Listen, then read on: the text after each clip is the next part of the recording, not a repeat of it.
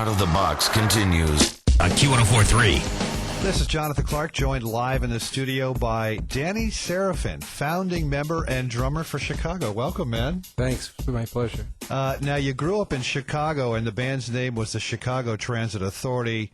Changed the name after some pressure from the city agency of the same name, as I recall, right? Well, that was what I heard. I've never officially verified that that was really the case, or if it was just a kind of an excuse to change the name. But that's what we were told.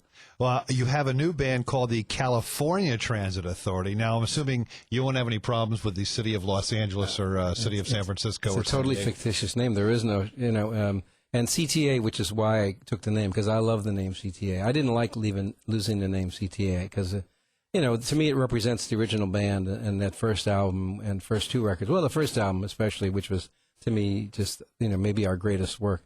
And I want to get into that new album in a second, but talk about those early days of Chicago in the late 60s and early 70s. Those big songs. Chicago, and I remember a skating rink when I was like 10 years old, skating around to Color My World, Make Me Smile, all these amazing songs. You guys, Chicago, and really, I guess Blood, Sweat, and Tears to a certain degree, at the time, band's not known for lots of horns, mostly guitars. Then you guys came out, and all of a sudden there's these big horn sections in these songs. What was that like to experience for you? Well, it was great because it was great to be part of the first wave of something, and it just was very gratifying when it finally did take hold, to feel the power, from the people that, behind our music. And so it was just great. So you left Chicago in 1990, got the California Transit Authority together in 2006, and I read that this was the first time you played live in like 15 years or something? Yeah, I stopped playing for 15 years. I mean, other than maybe sitting in a club once in a while, but my drums were gathering dust. They gathered dust for us. It was getting so bad that I had to cover them with a sheet. Cause they Ludwigs or Slingerlands? Well, DWs. I play DWs and have for since 85, since 1985. Right. I was one of the original cats to endorse them. They're wonderful drums, and so it just. Why the hiatus for 15 years? Well, the Chicago thing. I got fired, and it was a ugly kind of a political thing, and within the band, and I was disillusioned and kind of turned off and just kind of burnt out with the whole, the business and the politics of rock and roll, so to speak. 25 years, 20-something years at that point. I was with the band 23 years, so. Yeah. It didn't end the way I would have liked it to, but I had 23 great years, and it was a great run, and I have no regrets. It wasn't, like I said, I would have liked to have said goodbye to the Chicago fans, but this is kind of my saying hello back to them, It's really gratifying to the way the people that are reaching out to the band, to me, and accepting the new music, and, knowing that I'm just coming from a place of, it's all about music, that's all. It's Jonathan Clarke live with Danny Seraphine, founding member and drummer from Chicago, here on Q1043's Out of the Box. So the new album from California Transit Authority called Full Circle. Yeah. Talk about the title. Like I said, I'd stopped playing for 15 years, and a very, very dear friend of mine who's we have two keyboardists. We don't have any horns in this band, and I'll explain that in a second, but his name is Peter Fish. He's a well-known composer, arranger, writer here in New York, and he's a dear, dear friend of mine. He's a brilliant musician. And he called me a couple of years ago, shortly after the first of the year, and he said, I want to share my New Year's resolution with you. And I said, okay. He said, promise not to say yes or no, just think about it. And he said, my New Year's resolution is before I die, I want to be in a band with Danny Seraphine. And I said, wow, that's very touching, Peter. But, I thought about coming back, but one of the things that was really holding me back was I did not want to be the athlete who should have stayed in retirement, Right, yeah. And it really kind of scared me in the sense of I just didn't want to make a fool of myself. So I said, look, let me woodshed for a bit and see if it comes back. And so I woodshedded for a couple weeks and took some lessons with a guy in L.A. by the name of Joe Porcaro. And, was kind of a mentor friend of mine. And it started coming back. And it started feeling, okay, I could do this. I could, come back and maybe even be better than I've ever been. Because, as you get older, you get wiser. And I was in good shape because my body, even though I'm 59, I think I probably have a body of a 45-year-old because I was retired, at an early age. And so, Right. and I lived a good life in Colorado, skiing and fly fishing, and Went to school in Boulder myself, so yeah, I know the lifestyle. it's a beautiful out there. lifestyle and great people, and it was good for me. It was good, and I think everything that happened. I believe everything happens for a reason, and the ugly part of what happened with Chicago happened for a reason, and I feel I benefited from it in most ways.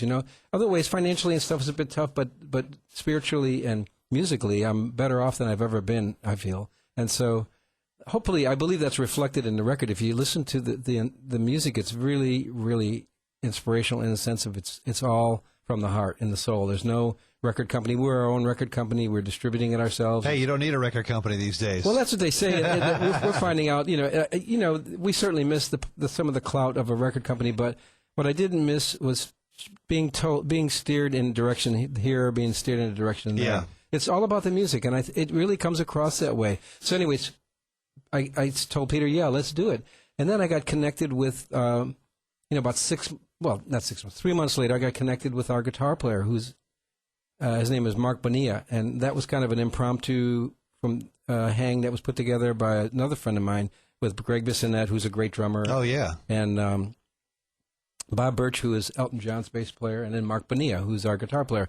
And so they all grew up with the early Chicago, and that was their inspiration for learning, striving to be great musicians. And so I sat around and told them Chicago stories all night, and they, it was kind of cool, and I was very flattered, and then we jammed because Greg's got a studio at his house, and it was magical. I mean, I didn't have a lot of chops.